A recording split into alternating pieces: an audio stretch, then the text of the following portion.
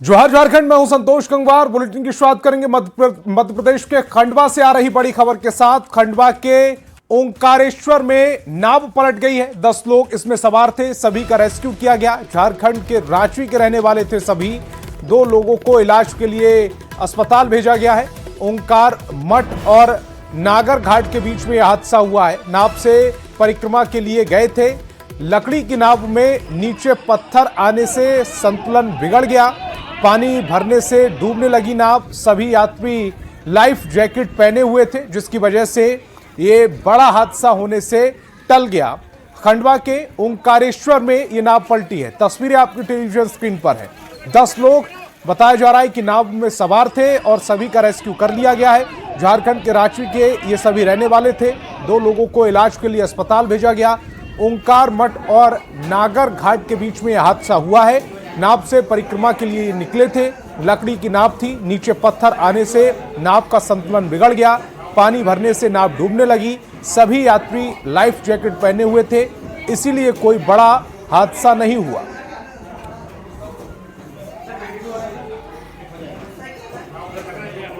तो 2 तस्वीरें आपकी टेलीविजन स्क्रीन पर। पहली तस्वीर अस्पताल के की है और दूसरी तस्वीर ये खंडवा में जहां नाव हादसा हुआ उस दौरान की तस्वीर। ये देखिए, लकड़ी की नाव और नाव जो है वो अचानक से पत्थर से टकराई। उसके बाद नाव में पानी भरने लगा। हालांकि जिस जगह ये हादसा हुआ है वहां ज्यादा पानी नहीं था।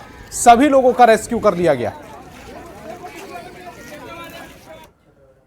अब बड़ी खबर बोकारो से, जहां चास मुफस्सिल थाना क्षेत्र में पुनकी गांव में दहेज हत्या के आरोप को लेकर परिजनों ने जोरदार हंगामा किया। रानी बीबी की संदिग्ध मौत के बाद परिजनों ने ससुराल पक्ष पर दहेज के लिए हत्या का आरोप लगाया।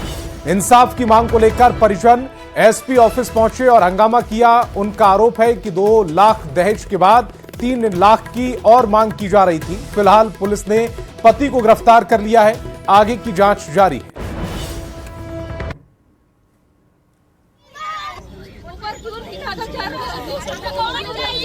तो बड़ी खबर बोकारो से है, जहां चास मुफस्सिल थाना क्षेत्र के पुनकी गांव में दहेज हत्या के आरोप में परिजनों ने जोरदार हंगामा किया है। रानी बीबी की संदिग्ध मौत के बाद परिजनों ने ससुराल पक्ष पर दहेज के लिए हत्या का आरोप लगाया।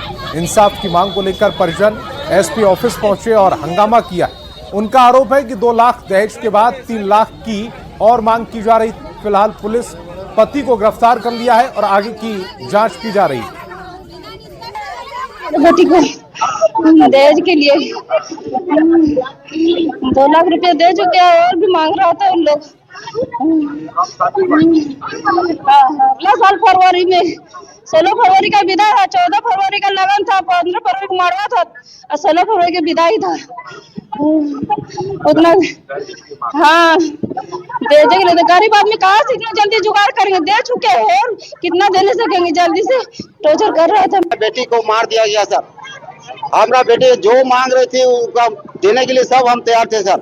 हम जितना मांग रहा था उतना सब कुछ पूरा किए सर। फिर भी हमारा साथ इतना गलत इंसाफ कर दिया सर।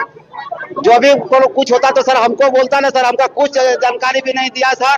हमको एक ही बार 8 बजे रात को हमको फोन किया सर।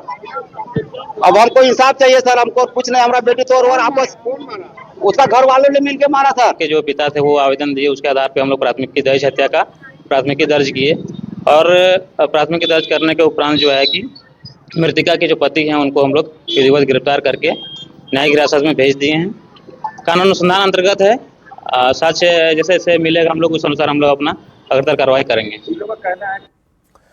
और जमशेदपुर में उलीडीह पुलिस ने बाइक चोर गिरोह का खुलासा किया। पुलिस की टीम ने चोरी की 5 बाइक बरामद की हैं। साथ ही चोर गिरोह के 4 सदस्यों को गिरफ्तार कर लिया। गिरोह शहरी क्षेत्र में बाइक चोरी कर ग्रामीण इलाकों में कम दाम में बेचा करता था। गिरफ्तार लोगों में 2 आरोपी पहले से जेल जा चुके हैं।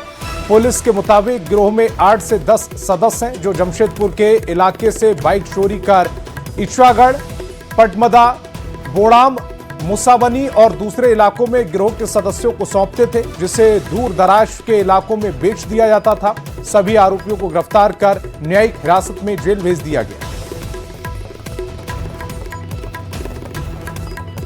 से मोटरसाइकिल की चोरी बरामद हुई थी और इन लोगों को मोटरसाइकिल चोरी के साथ में पकड़े जाने का आरोपी इन लोगों को हम लोग साथ अप्रैल को इन लोगों को न्यायिक हिरासत में भेजे हैं। इन लोगों के द्वारा बताया गया था कि इनके गिरोह में और से सदस्य हैं। नाम बताया गया था कि इन नामों को हम लोगों ने सत्यापन किया और इन लोगों को हम लोगों ने अरेस्ट किया। तो इन लोगों के पास से भी मोटरसाइकिल बरामद हुआ है। और चाईबासा से बड़ी खबर है, गोइलकेरा में पुलिस ने बड़ी कार्रवाई की। तस्करी के लिए ले जाए जा रहे कई गौवंश जब्त कर लिए गए हैं। डेरोबा के पास पुलिस की छापेमारी, सूचना पर पुलिस ने कार्रवाई की। मौके का फायदा उठाकर तस्कर फरार हो गए। मवेशियों को गोइलकेरा थाने में रखा गया। तस्करों की पहचान में पुलिस की टीम जुटी हुई है। चाईबासा से बड़ी खबर बता रहे हैं, गोइलकेरा में पुलिस ने बड़ी कार्रवाई की है। तस्करी के लिए ले जाए जा रहे गौवंश को जब्त कर लिया गया। डेरोबांग के पास पुलिस ने छापेमारी की। सूचना पर पुलिस ने यह कार्रवाई की है। मौके का फायदा उठाकर तस्कर फरार हो गए। मवेशियों को गोइलकेरा थाने में रखा गया है। तस्करों की पहचान में पुलिस की टीम जुटी है। और गुमला से बड़ी खबर है, हाथी देखने गए युवक की कुचलकर मौत हो गई है। भीड़ पर अचानक हाथी ने हमला कर दिया। भागते समय पेड़ से युवक टकरा गया। मौके पर ही दर्दनाक मौत हो गई। वन विभाग और पुलिस मौके पर पहुंची। परिजनों को 25,000 मुआवजा दिया गया है। मृतक बिजली विभाग में पीएसएस ऑपरेटर था। घाघरा थाना क्षेत्र के बुरहू गांव की यह पूरी घटना है। तस्वीरें आपकी टेलीविजन स्क्रीन पर। हाथी देखने गए युवक पर अचानक से हाथी ने हमला किया। उसकी कुचलकर मौत हो गई। भीड़ से वो टकराया, उसके बाद हाथी ने हमला कर दिया। भागते समय पेड़ से टकरा गया था। मौके पर ही दर्दनाक मौत हो गई। वन विभाग और पुलिस मौके पर पहुंच चुकी है। परिजनों को 25,000 रुपए मुआवजा दिया गया। मृतक बिजली विभाग में पीएसएस ऑपरेटर था। घाघरा थाना क्षेत्र के बुरहू गांव की यह घटना है। वन विभाग का जितने भी जानवर है, हाथी बड़ी परेशान कर रहे हैं घाघरा प्रखंड में और जनता बहुत परेशान है। आज घाघरा प्रखंड बुरहू गांव में एक हमारा मित्र था अनुप कुमार पांडे, आज उसी का दुर्घटना में जो पेड़ से भागते हुए टकरा गया। उसके बाद हाथी ने हमला कर दिया।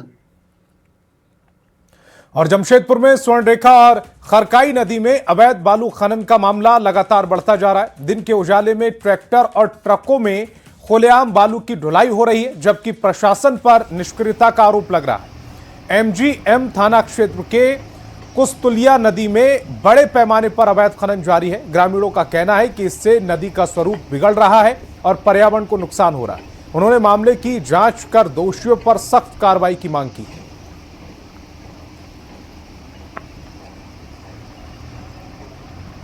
उन्हीं के सरकार के मंत्री जो संजय यादव जी हैं, उन्होंने खुद ही कहा कि ये इस तरह के पूरे क्षेत्र लोग जो उनके विधायक हैं, विधायक के मिली भगत से ये काम हो रहा है।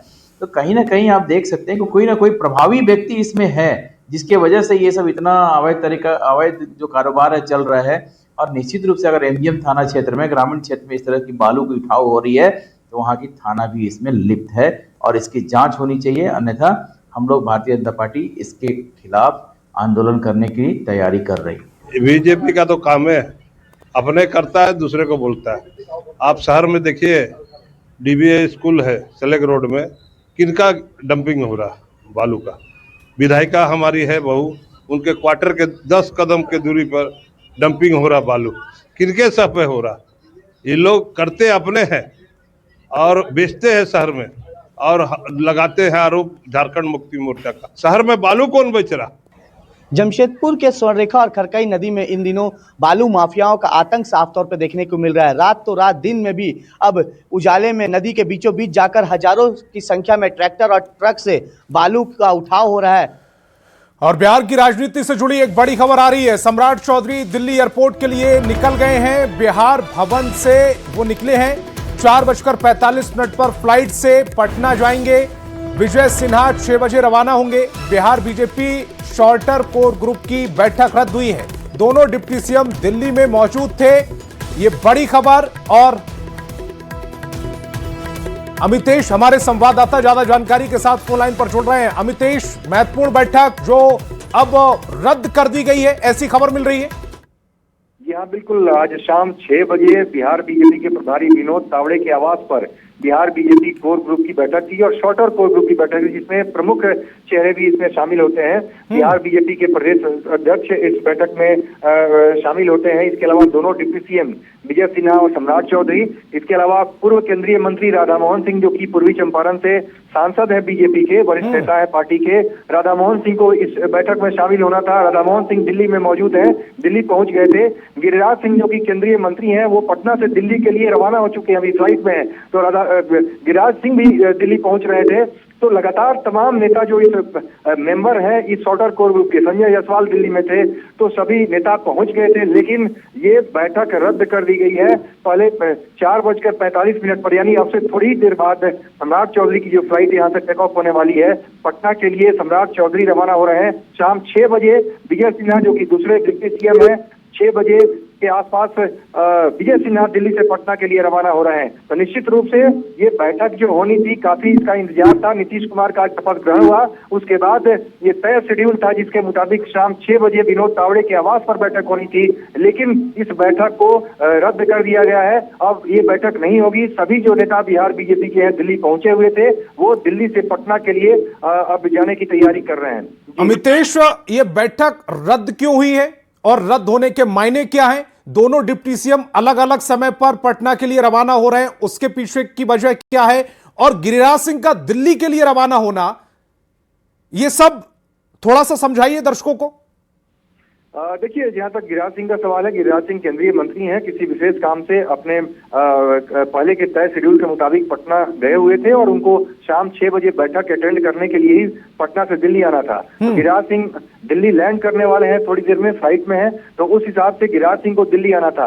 और जहां तक दोनों डिप्टी सीएम का सवाल है, सम्राट चौधरी और विजय सिन्हा दोनों पटना के लिए रवाना हो रहे हैं। तो सम्राट चौधरी आज नीतीश कुमार का जो शपथ ग्रहण था उसमें भी शिरकत किया उन्होंने, राज्यसभा के अंदर जो शपथ ग्रहण समारोह हुआ था उसमें। लेकिन बाकी और भी बहुत नेता हैं जो कि यहाँ पहुंचे थे। संजय जायसवाल इस शॉर्टर कोर ग्रुप के मेंबर हैं, वो पश्चिम बंगाल चुनाव में व्यस्त थे। संजय जायसवाल पश्चिम बंगाल चुनाव के बीच से समय निकालकर दिल्ली पहुंचे हुए थे। ऐसे बहुत सारे नेता हैं जो शॉर्टर कोर ग्रुप के मेंबर पहुंचे थे। राधा मोहन सिंह, जो कि मोतिहारी से सांसद हैं, पूर्वी चंपारण से सांसद हैं, पूर्व केंद्रीय मंत्री हैं, राधा मोहन सिंह दिल्ली में मौजूद थे और आज की बैठक में शामिल होने के लिए राधा मोहन सिंह दिल्ली पहुंचे हुए थे। लेकिन जो हमारे पास सूचना आ रही है उसके मुताबिक इस बैठक को रद्द कर दिया गया है और तमाम जो नेता बिहार से दिल्ली आए हुए थे अब पटना जाने की तैयारी कर रहे हैं। हालांकि मुख्यमंत्री नीतीश कुमार शाम पहुंचेंगे, इसके बाद कल से वहां का डेवलपमेंट बहुत बड़ा होगा। ये मीटिंग जो रद्द हुई है, इसको रद्द करने के क्या मायने हैं? कैसे समझे इसको? ये जो मीटिंग रद्द कर दी गई, इसको किस तरह से समझेंगे दर्शक? मायने क्या है इसके? देखिए, ये जो बैठक होनी थी इसमें बिहार बीजेपी के प्रभारी विनोद तावड़े के साथ ही ये बैठक होनी थी। हालांकि बीजेपी के राष्ट्रीय अध्यक्ष नितिन नवीन जो कि खुद बिहार से हैं, बिहार उनका गृह प्रदेश है, तो नितिन नवीन भी दिल्ली में ही मौजूद हैं। लेकिन जो सूत्र बता रहे हैं उसके मुताबिक विनोद तावड़े के आवास पर बैठक होनी थी और विनोद तावड़े के साथ ही ये बैठक होनी थी। लेकिन गृह मंत्री अमित शाह पश्चिम बंगाल में है, पश्चिम बंगाल के दौरे पर हैं। इसलिए लिहाज से देखा जाए तो शीर्ष नेतृत्व में अमित शाह नहीं थे और केवल नितिन नवीन थे और विनोद तावड़े थे। इसलिए हो सकता है कि पार्टी की तरफ से निर्णय हुआ होगा कि बैठक बाद में होगी, इसलिए बैठक को फिलहाल रद्द कर दिया गया है। लेकिन पहले से जो सूचना थी उसके मुताबिक विनोद तावड़े के आवास पर विनोद तावड़े के साथ ही ये बैठक होनी थी, जिसमें बिहार बीजेपी के प्रमुख नेता इसमें शिरकत करने वाले थे। अमितेश, इस तमाम जानकारी के लिए आपका बहुत बहुत शुक्रिया। अमित शाह चूंकि पश्चिम बंगाल में बिजी हैं, वहां पर विधानसभा चुनाव को लेकर आज महत्वपूर्ण दिन था, मैनिफेस्टो जारी किया गया एनडीए का, उस वजह से वो दिल्ली में मौजूद नहीं थे। हमारे संवाददाता बता रहे हैं इस वजह से ये बैठक रद्द हो सकती है, ये एक कारण हो सकता है इस बैठक के रद्द होने का। फिलहाल खबरों में आगे बढ़ेंगे और खबर गुमला से, जहां एलपीजी सिलेंडर नहीं मिलने से नाराज उपभोक्ता एक बार फिर सड़क पर उतर गए। सदर थाना क्षेत्र के पुग्गू के पास सिलेंडर नहीं मिलने से उपभोक्ताओं में काफी आक्रोश देखा जा रहा है। गुस्साए लोगों ने गुमला रांची मुख्य मार्ग को पूरी तरह से जाम कर दिया और एजेंसी पर ठीक से गैस वितरण नहीं करने का आरोप लगाया। सड़क जाम की सूचना पर गुमला पुलिस मौके पर पहुंची और करीब 1.5 घंटे के बाद सड़क से जाम हटाया गया। ऐसा इन लोग का सांत्वना देते हैं कि मतलब कल आइए और इस प्रकार जो है करीब 1 सप्ताह जिससे हो जा रहा है, लेकिन इसका जो है डील सही से नहीं हो रहा है। ये छिटपुट छिटपुट कहीं कहीं पे बांटते हैं और बोल रहे हैं कि ये गाड़ी आएगा और आज नहीं आएगा कल आएगा, इसी प्रकार जो है आदमी लोग को परेशान कर रहा है। दूसरे एजेंसी वाले लोग देख रहे हैं कि वो लोग जो है आसानी से मतलब सबको मतलब सुविधा मुहैया करा रहे हैं, लेकिन ये डीलर वाले लोग को लगते हैं इसके लिए दूसरी सरकार है कि क्या सरकार है हम नहीं बता पाएंगे, लेकिन ये लोग का कहना है कि मतलब कि एजेंसी वाला लोग जो है तो उसको जो है किसी दूसरे जगह से प्राप्त कर रहा है। रांची में 1343 शराब दुकानों में से 38 दुकानदारों ने इस वित्तीय वर्ष में अपना दुकान सरेंडर कर दिया है। रांची के साथ साथ गढ़वा, पलामू में कई ऐसी दुकानें रहीं जिन्होंने शराब की दुकान चलाने में असमर्थता जाहिर की। पिछले साल ही नई नियमावली के साथ सरकार ने नई शराब दुकानें आवंटित की थी। मद्य निषेध मंत्री योगेंद्र प्रसाद ने कहा कि जो 38 दुकानें खाली हुई उसे चलाने के लिए टेंडर निकाले जाएंगे। मंत्री ने कहा कि नई दुकान आवंटित करने के लिए नियमों में किसी तरह का कोई संशोधन नहीं किया गया है। लोगों को अवसर मिलेगा, नए लोग उसमें पार्टिसिपेट करेंगे। खास करके कई जिले में पहले कॉल में ही उसका बंदोबस्ती हो गया, कई जिला छूटे हुए, उसके लिए सेकंड कॉल हम लोग निकाल रहे हैं, थर्ड कॉल भी निकालेंगे। उसके उपरांत भी अगर कोई उसमें पार्टिसिपेट नहीं करेगी या दुकानों को बंदोबस्ती नहीं होगी तो फिर जेएसपीसीएल के द्वारा उसको हम लोग चलाएंगे। खबर राजधानी रांची से, जहां लालपुर थाना क्षेत्र में नशा तस्करों पर शिकंजा कसा गया। एक गिरोह का डिकोड करते हुए पुलिस ने एक आरोपी को गिरफ्तार किया। आरोपी के पास से नशीली दवाइयों की बड़ी खेप बरामद की गई। आरोपी के घर से 18 बोतलें अवैध कफ सिरप और 75 पीस नशीली टैबलेट पुलिस ने जब्त की है। राजधानी रांची से एक खबर है, जहां लालपुर थाना क्षेत्र में नशा तस्करों पर यह शिकंजा कसा गया। एक गिरोह को डिकोड करते हुए पुलिस ने एक आरोपी को गिरफ्तार किया है। आरोपी के पास से नशीली दवाइयों की बड़ी खेप बरामद की है। आरोपी के घर से 18 बोतलें अवैध कफ सिरप और नशीली पीस टैबलेट पुलिस ने जब्त किए हैं। बड़ी खबर इस समय आपकी टेलीविजन स्क्रीन पर रांची से। नाम के व्यक्ति को गिरफ्तार किया गया है।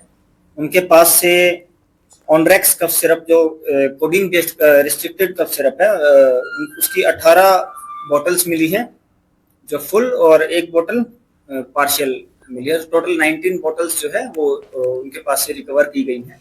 साथ ही साथ उनके पास से नाइट्रोसम टैबलेट्स, नाइट्रोसम 10 टैबलेट्स जो नशे के रूप में लोग यूज करते थे, वो भी वैसे तो मेडिकल स्टोर पर प्रिस्क्रिप्शन बेस्ड ही अवेलेबल है, दी जाती है, लेकिन उनके द्वारा अवैध तरीके से उसकी बिक्री की जा रही थी।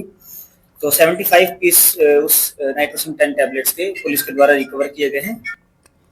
रांची से बड़ी खबर है, केंद्रीय मंत्री नितिन गडकरी ने झारखंड को बड़ी सौगात दी। सड़क योजनाओं की बड़ी सौगात नितिन गडकरी ने भूमि पूजन किया है। 303 करोड़ की 2 परियोजनाएं शामिल हैं। वीडियो कॉन्फ्रेंसिंग से नितिन गडकरी जुड़े। रामपुर चौक पर ओवरब्रिज बनेगा। NH-33 पर ट्रैफिक को राहत मिलेगी। विकास चौक पर भूमिगत टनल बनेगी। इरवा के पास कार्यक्रम का आयोजन है। शहर के इंफ्रास्ट्रक्चर को बढ़ावा मिलेगा। तो रांची से बड़ी खबर, केंद्रीय मंत्री नितिन गडकरी ने झारखंड को यह बड़ी सौगात दी है। सड़क योजनाओं से जुड़ी ये बड़ी सौगात है। नितिन गडकरी ने भूमि पूजन किया है। 303 करोड़ की 2 परियोजनाएं इसमें शामिल। वीडियो कॉन्फ्रेंसिंग के जरिए नितिन गडकरी जुड़े। रामपुर चौक पर ओवरब्रिज बनेगा। NH-33 पर ट्रैफिक को राहत मिलेगी। विकास चौक पर भूमिगत टनल बनेगी। इरवा के पास कार्यक्रम का आयोजन हुआ। शहर के इंफ्रास्ट्रक्चर को बढ़ावा मिलेगा। पावन दिन रांची के लिए, और जो उपहार और जो सहूलियत प्रधानमंत्री नरेंद्र मोदी और हम सबके लोकप्रिय मंत्री आदरणीय नितिन गडकरी जी, मैं रांची की जनता की ओर से उनका आभार व्यक्त करना चाहता हूं। और मेरा मानना है, ये मेरा मानना नहीं। और मुख्यमंत्री हेमंत सोरेन ने राज्यपाल संतोष कुमार गंगवार से लोक भवन में शिष्टाचार मुलाकात की। इस दौरान राज्य की प्रगति से जुड़े कई महत्वपूर्ण पहलुओं पर विस्तार से बातचीत की। मुख्यमंत्री और राज्यपाल के बीच राज्य हित से जुड़े विभिन्न समसामयिक मुद्दों पर गहन विचार विमर्श हुआ है। इसमें प्रदेश की वर्तमान स्थिति और भविष्य की चुनौतियों पर चर्चा शामिल है। और जन्मजात हृदय रोग के बच्चों का मुफ्त में इलाज कराने के लिए स्वास्थ्य विभाग ने एक विशेष तैयारी की है। स्वास्थ्य विभाग ने मां अमृता हॉस्पिटल के सहयोग से ऐसे बच्चों का मुफ्त इलाज की तैयारी की। इस दौरान सदर अस्पताल में कैंप का आयोजन किया गया, जहां राज्य भर से बच्चे पहुंचेंगे। एनएचएम डायरेक्टर शशि प्रकाश झा ने कहा कि दूसरी बार इस कैंप का आयोजन किया गया है। अब तक 200 से अधिक बच्चों का इलाज मुफ्त में किया जा चुका है। इस इलाज के लिए जहां परिजनों को 3 से 5 लाख रुपए खर्च होते हैं, तो वहीं स्वास्थ्य विभाग में इससे मुफ्त में एनजीओ और प्राइवेट अस्पतालों के साथ सहयोग से किया जाएगा। जो मां अमृता हॉस्पिटल है, उसका हम बहुत शुक्रगुजार हैं कि एनएचएम के साथ उन लोगों ने एक नॉन फाइनेंशियल एमओयू किया है, जिसके तहत पूरे झारखंड से जितने भी इस तरह के बच्चे पेडिट्रिशियन द्वारा या गायनेकोलॉजिस्ट द्वारा चिन्हित किए जाते हैं, जिनको ये लगता है कि उनके हार्ट में होल है, तो उसका ऑपरेशन सही समय पे वहाँ मुफ्त में किया जाता है। हम ओपन हार्ट अगर हो तो कई बार अगर आप ले लें अच्छे से कॉर्पोरेट हॉस्पिटल में 3-5 लाख तक हो सकता है। थोड़े सरकारी जगह में उससे थोड़ा कम होता है। जिसकी हॉस्पिटल के लिए जो कॉस्ट होता है वो तकरीबन 2-3 लाख तक हो सकता है। ये जो हमने पूरा इंतज़ाम किया है, जिसमें कि ये बात जो है, ये कॉस्ट वाली बात, हम किसी तरीके से इसको ओवरकम करने की कोशिश कर रहे हैं, जिसमें सब्सिडाइज करने की कोशिश कर रहे हैं। रांची के सदर अस्पताल में गिफ्ट ऑफ लाइफ कार्यक्रम के तहत जन्मजात हृदय रोग से ग्रसित बच्चों के लिए निःशुल्क जांच और हार्ट ऑपरेशन के लिए शिविर लगाया गया। इसमें आए गोड्डा के एक मरीज को देखकर डॉक्टर भी अचंभित रह गए। दरअसल गोड्डा जिले से इलाज कराने आए रमजान अंसारी एक ऐसा बच्चा है जो बिना कान के ही सुनता है। रमजान अंसारी के पिता कमरुल अंसारी बताते हैं कि उसे बचपन से ही दोनों ही कान नहीं हैं। हालांकि दूर की आवाज सुनने में उन्हें तकलीफ होती है, लेकिन नजदीक की आवाज वह सुन लेते हैं, समझ लेते हैं। अब तक पिता पैसे के अभाव में इलाज नहीं करा पाए। बच्चे की उम्र 14 साल है और उसकी धड़कन भी तेज चलती है, लेकिन उसका इलाज नहीं हो सका। राजधानी रांची में आज स्वास्थ्य विभाग द्वारा विशेष कार्यक्रम का आयोजन और इसमें जन्मजात हृदय रोग के बच्चों को इलाज करने के लिए पूरे राज्य भर से रांची लाया जा रहा है। लेकिन आज एक अजीबोगरीब बच्चे से हमारी मुलाकात हुई है। अमूमन आप जब बच्चों को देखेंगे या कोई इंसान को देखेंगे तो आपको पता होगा कि कम से कम उसके सेंस ऑर्गन तो होंगे, लेकिन इस वक्त हमारे साथ एक ऐसे बच्चे हैं जिनके कान नहीं है, हालांकि वो सुन पाते हैं। आप इस बच्चे को देखिए, ये गोड्डा के रहने वाले हैं। सबसे पहले तस्वीरें देखिए कि इन्हें एक भी कान नहीं है, ईयर्स नहीं है। आप दोनों ही तरफ से देखेंगे तो इन्हें ईयर्स नहीं है। बाबू सुनाई पड़ रहा है आपको? हाँ। सुन रहे हैं? क्या नाम हुआ आपका? रमजान अंसारी। कहाँ घर हुआ? सरौनी बाजार। सरौनी घर हुआ। क्या क्या दिक्कत है आपको?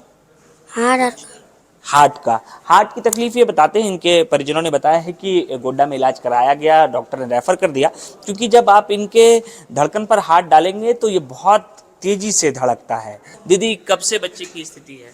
जब से जन्म हुआ तभी से। कान ही नहीं है? कान ही नहीं है। तो आप लोग कहीं दिखाए नहीं दिखाए, पैसा खाली गोड्डा में आ रहा हूँ, हॉस्पिटल सरौनी। हाँ, सदर में क्या बोले? बोला कि रांची में थी होगा, ऑपरेशन होगा ना तो पटना में जाही। तो क्या क्या दिक्कत है बच्चे को? वो हार्ट का परिमन और वो कान दोनों तो, जीभ नहीं उल्टाता है, पड़ता है तो जीभ तो जीभ भी ना साफ नहीं। अगर कोई पढ़ाएगा डॉक्टर है तो इसको जीभ नहीं उल्टेगा, और मैंने इशारा सो लिखते हैं। और कान भी नहीं है? ना, कान तो प्रॉब्लम बिल्कुल नहीं है। वो थोड़ा अब नजर आएगा, इससे बात करेंगे तब ध्यान देगा, तब वो थोड़ा मैंने सुनेगा, तो इसको इशारा से ज़्यादा बताते हैं। पहले हमारे डॉक्टर MORBS के जहाँ डॉक्टर प्रवीण कुमार, उन्होंने सदर प्रखंड से इसको DH डिस्ट्रिक्ट हॉस्पिटल, सदर हॉस्पिटल गोड्डा भेजा, जहाँ डॉक्टर अशोक मेहता जो पीडियाट्रिशियन है, उन्होंने इसको स्क्रीनिंग किया और सिम्टम्स बताया कि इसको कोरोनरी हार्ट डिजीज से रिलेटेड है। तो यहाँ पे जब कैंप ऑर्गेनाइज हो रहा था तो हम लोगों ने जो है इसकी मतलब लाइन लिस्टिंग तैयार की है, और लगभग 16 बच्चे हम लोग जो है आज लेके आए हैं, और 2 बच्चे हमारे कल आने वाले हैं।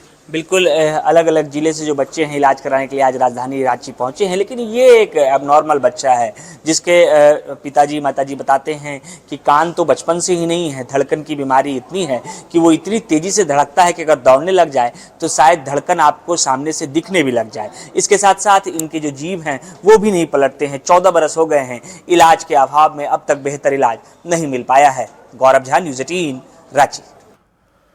और बोकारो से बड़ी खबर, जहां कोषागार घोटाले में एक और बड़ा खुलासा हुआ है। अवैध निकासी की रकम अब 6 करोड़ रुपए के पार पहुंच गई। जिला प्रशासन ने मामले को गंभीरता से लेते हुए जीरो टॉलरेंस नीति के तहत कार्रवाई शुरू कर दी है।